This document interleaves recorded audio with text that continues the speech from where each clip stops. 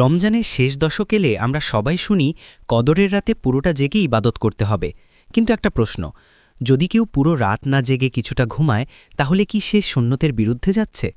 আজ এই বিষয়টা নিয়ে কথা বলবো একজন সম্মানিত গেস্টের সাথে কোরআন ও সহি হাদিসের আলোকে। আসসালামু আলাইকুম, স্বাগতম আমাদের পডকাস্টে। আজকের বিষয় লাইলাতুল কদর বা কদরের রাত। আমাদের সাথে আছেন সম্মানিত গেস্ট, আপনাকে স্বাগতম।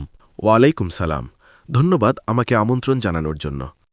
প্রথমেই জানতে চাই, কদরের রাত এত গুরুত্বপূর্ণ কেন? কারণ আল্লাহ তাআলা কুরআনে এই রাতের বিশেষ মর্যাদা উল্লেখ করেছেন। সূরা আল কাদার, সূরা নম্বর ৯৭, পারা ৩০, আয়াত ৩। লাইলাতুল কদরি খায়রুম মিন আলফি শাহর। বাংলা অর্থ, লাইলাতুল কদর হাজার মাসের থেকেও উত্তম, অর্থাৎ এই একটি রাতের ইবাদত হাজার মাসের ইবাদতের থেকেও বেশি মূল্যবান।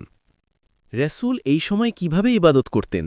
সহিহ বুখারীতে বর্ণিত হয়েছে, মুহাম্মদ সাল্লাল্লাহু আলাইহি ওয়াসাল্লাম যখন রমজানের শেষ দশক আসত, তখন তিনি ইবাদত আরও বাড়িয়ে দিতেন, রাত জেগে থাকতেন এবং পরিবারকেও জাগিয়ে দিতেন। রেফারেন্স: সহিহ বুখারী, হাদিস ২০২৪, সহিহ মুসলিম, হাদিস ১১৭৪। তাহলে কি পুরো রাত জেগে থাকা বাধ্যতামূলক? না, এটা ফরজ নয়। এটি একটি খুব ফজিলতপূর্ণ সুন্নত আমল। ইসলামে একটি গুরুত্বপূর্ণ নীতি আছে, মানুষের সামর্থ্য অনুযায়ী ইবাদত করা।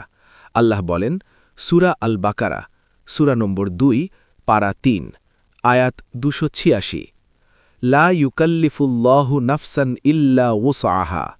বাংলা অর্থ, আল্লাহ কাউকে তার সাধ্যের বাইরে দায়িত্ব দেন না। অর্থাৎ ইসলামে সহজতার নীতি আছে। হ্যাঁ, কুরআনে আল্লাহ বলেন, সূরা আল বাকারা, সূরা নম্বর ২, পারা ২, আয়াত ১৮৫, অংশিক, ইউরিদুল্লাহু বিকুমুল ইউসরা ওয়ালা ইউরিদু বিকুমুল উসরা। বাংলা অর্থ, আল্লাহ তোমাদের জন্য সহজ চান, কঠিন চান না। অনেকে বলেন, রাসূল তো অনেক কষ্ট করেছেন, তবুও রাত জেগে ইবাদত করতেন। এটা সত্য যে তিনি অনেক কষ্ট করেছেন, কিন্তু হাদিসে এটাও আছে যে তিনি রাতের কিছু অংশ ঘুমাতেন।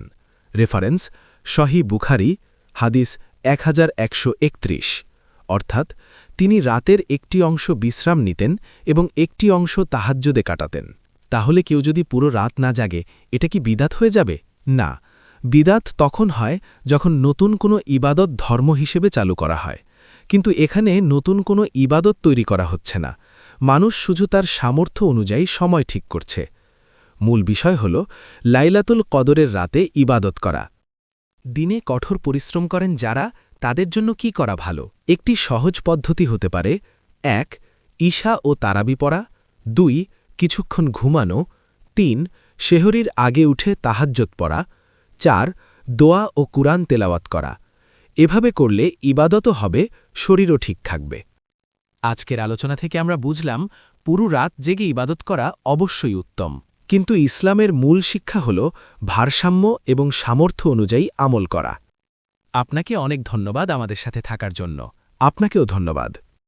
প্রিয় শ্রোতারা, যদি এই আলোচনা উপকারী মনে হয়, তাহলে অবশ্যই শেয়ার করবেন এবং আমাদের পডকাস্ট ফলো করবেন। আসসালামু আলাইকুম।